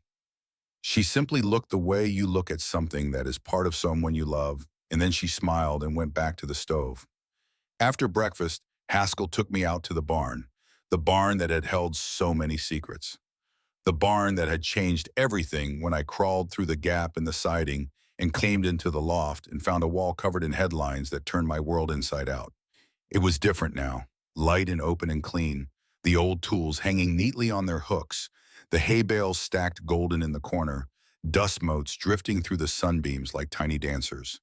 In the far corner beneath a canvas tarp was something I had never noticed before. Haskell walked to it and pulled the tarp away.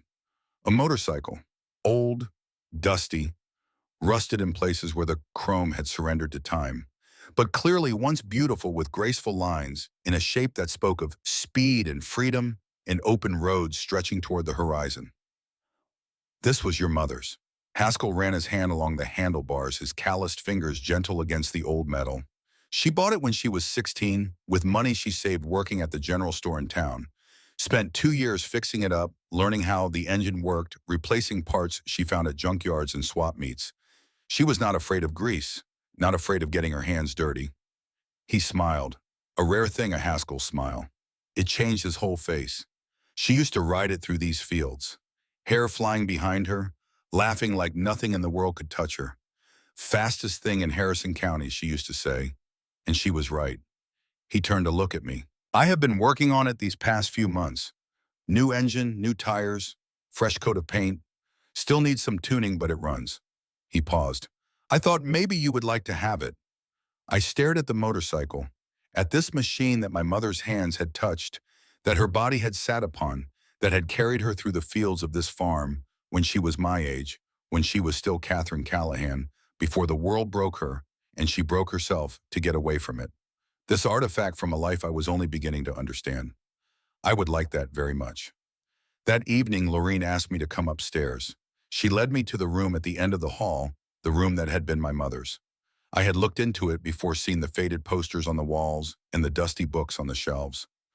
But I had never really entered. It had felt like trespassing, like walking into a church after hours. Lorene opened the door and stood aside.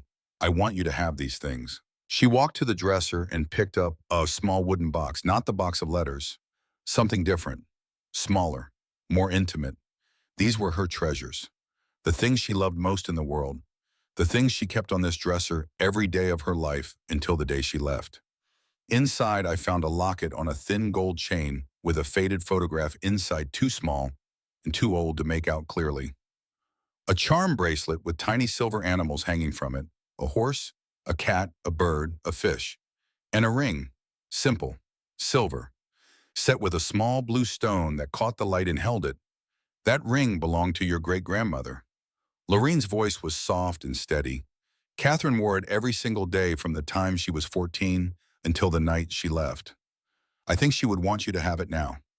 I slipped the ring onto my finger. It fit perfectly, like it had been waiting for me, like it had known across all those years and all that distance that it would end up here. On this hand, in this room, on this day. Later that night, I did something I had been putting off for months. I went to the closet where I had stored the plastic bag of my father's belongings from the hospital. I unzipped it, reached inside, found the jacket, found the inside pocket, found the 2 movie tickets in the small folded note. "Surprise for Ren tonight. Do not tell her I already bought the tickets." I read it 3 times, 4, 5.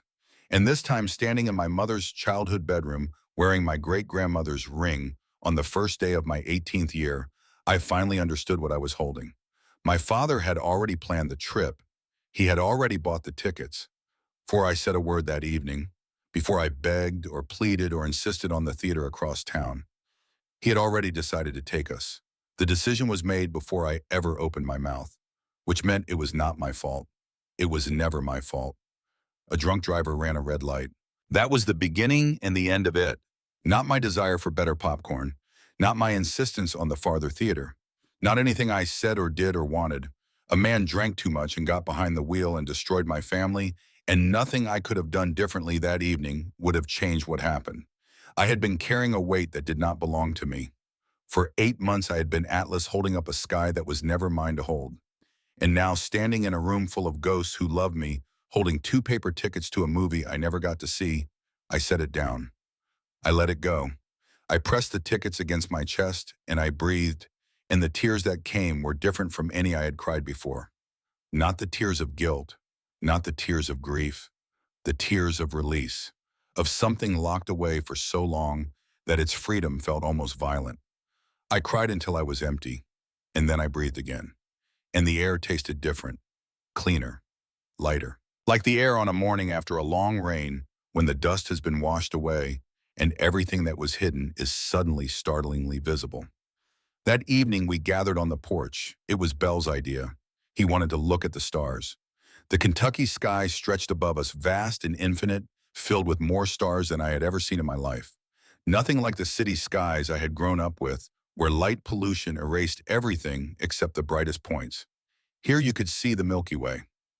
A river of light flowing across the darkness, ancient and unhurried, connecting one horizon to the other like a bridge between worlds. Belle was curled up in one of the rocking chairs with a tiny orange kitten in his lap. He had found it in the barn a few weeks ago, hiding in a pile of hay, mewing pitifully. He had carried it inside and fed it warm milk from an eyedropper and slept with it on his pillow and named it Hope. The name had made me cry. He did not know why. He just knew he liked it. Grandma Lorene. His voice was soft, drowsy, the voice of a boy who is fighting sleep and losing. Yes, sweetheart. Do you think Mom and Dad can see us from up there? Lorene was quiet for a moment. The rocking chair creaked beneath her. Her hand found Haskell's in the darkness, and the way it always did, instinctively, like 2 halves of something that had learned long ago that it was only whole when it was together. Then she pointed up at the sky. You see that bright star right there, just above the tree line? The one that is shining a little bit brighter than all the others. Belle nodded, his eyes following her finger. I think that is them, watching over you, making sure you are safe and happy and loved. And I think tonight, looking down at this porch, seeing you and your sister and this farm and this family, I think they are smiling. Belle smiled too, a sleepy, satisfied, complete kind of smile. He snuggled deeper into the chair, pulling Hope against his chest. The kitten purred. I am glad those foster families did not keep us, he murmured, his eyes closing. If they had, we never would have found you. I looked at my brother, at this boy who had lost so much, who had drawn the world in gray for months because gray was the only color that matched what he was feeling inside. Who had asked destiny through a thin wall whether anyone ever really leaves and heard the answer that haunted him? Who had walked through every kind of darkness a 12-year-old can walk through and come out on the other side with his heart still beating, still open, still capable of curling up in a rocking chair with a kitten named Hope and believing that his parents were watching from the stars. He was right. All those rejections, all those families who said no, all those months of waiting and hoping and being disappointed, they were not punishments. They were not proof that I was cursed. They were the path, the only path that led here, to this porch, to this family, to this moment. Haskell's voice broke the silence, low and rough and full of something that sounded like the beginning of wisdom, the kind that only comes from having lived long enough to see the shape of your own story from a distance. You know, I spent a long time running, looking over my shoulder, afraid that every day might be the last day before it all fell apart. He was looking out at the fields, silver and blue in the moonlight, the same fields his great-grandfather had worked, the same fields his daughter had ridden through, on a motorcycle with her hair flying behind her. I wasted so much time being afraid, so much time I could have spent living. He turned to look at me. His eyes in the starlight were the clearest I had ever seen them. Do not make that mistake, Ren. Whatever happens in your life, however much you have lost, however much you think you still have to lose, do not waste it on fear. Take the chances. Say the things you need to say. Love the people who matter to you while you still can, because you never know how much time you have. Nobody does. I looked at Lorene, at the woman who had written hundreds of letters to a daughter who never received them, who had baked birthday cakes for someone who was not there to eat them, who had spent 20 years running from a crime she committed for love, and who was sitting now on her own porch in her own home, free at last, with her grandchildren beside her and the stars above her, and no more running left to do. I looked at Haskell, at the man who had burned a car on a dark road to save his daughter, who had spent 2 decades carrying the weight of that choice, who had fixed a motorcycle and mended fences and taught me to read the weather, and who called me sweetheart in a voice that made the words sound like a prayer. I looked at Bell, already asleep, hope purring on his chest, his face peaceful in a way it had not been peaceful for a very long time. And I looked up at the stars, at the Kentucky sky, endless and ancient, full of light that had traveled millions of years to reach this exact spot on this exact night. Light that did not care about statutes of limitations or newspaper clippings or the terrible things that people do to each other. Light that just kept coming, patient and steady and eternal, the way love does when it is real. I am home, I whispered. Lorene smiled at me in the darkness. Her hand reached over and found mine, and she squeezed it once gently. Yes, sweetheart, you are. We sat together on the porch for a long time after that, not talking, just being. 4 people and 1 small orange kitten together on a wraparound porch in Harrison County, Kentucky, underneath a sky full of stars. And I finally understood what my mother had known all along, what she had written in that letter in her careful handwriting with the little upward flick on every T. That family is not about blood or history or the things that happened before you were born. Family is about showing up, about staying, about choosing each other every single day through the good and the bad, through the fear and the freedom, through the loss and the finding. Family is about hope, and hope, as my brother taught me, never dies. Not really, not ever.